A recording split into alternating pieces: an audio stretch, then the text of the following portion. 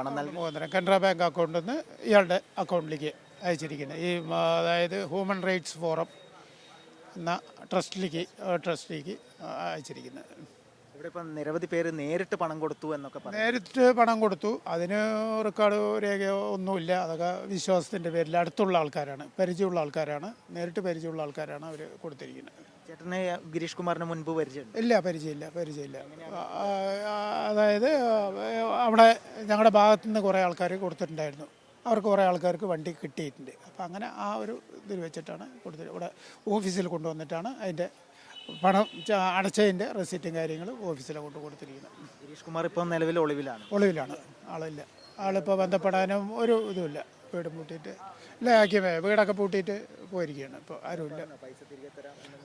കണ്ടപ്പോൾ ഞങ്ങൾ സംസാരിച്ചാണ്, ഫസ്റ്റിൽ വന്ന് സംസാരിച്ചപ്പോൾ ഞങ്ങളുടെ പൈസയൊന്നും പോവില്ല എന്ന് പറഞ്ഞിട്ട് ബാങ്കിൽ കൊണ്ടുപോയിട്ട് അവിടെ ഉള്ള കുറേ പൈസയുണ്ട്, ആ പൈസനെ ഹോൾഡ് ചെയ്ത് വെച്ചിരിക്കുകയാണ്.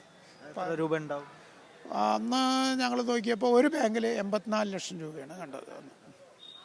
അത് ഞങ്ങൾക്ക് തരാവുന്നത്. വേറെ പഞ്ചാബ് നാഷണൽ ബാങ്കിൽ വേറെ ഉണ്ട്, അത് എത്രയാണെന്നുള്ളത് അറിയില്ല.